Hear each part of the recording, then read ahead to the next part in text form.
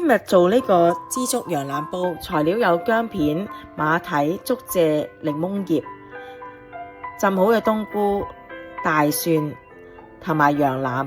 呢度咧有3磅，我用咗紐西蘭嘅呢隻羊腩，將佢飛水，然後洗乾淨，擎乾水，然後預備醬汁就係南乳、柱侯醬同埋腐乳，用少少水開咗佢。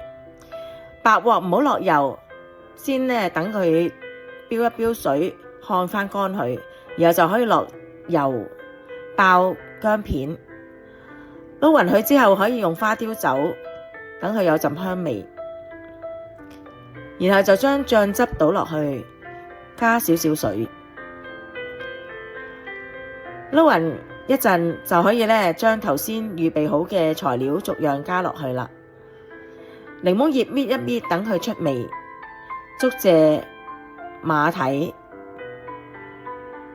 冬菇、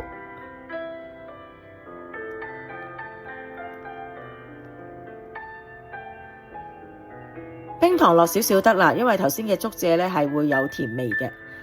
落埋大蒜，兜勻佢之後就可以加水。呢度咧有3碗水，煮滾之後用中火燜半小時，就可以熄火，然後焗1個鐘。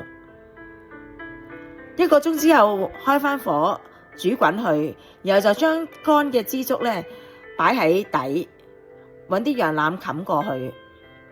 啲枝竹咧唔使浸，亦都唔好滾佢，因為爛咗就唔好食噶啦。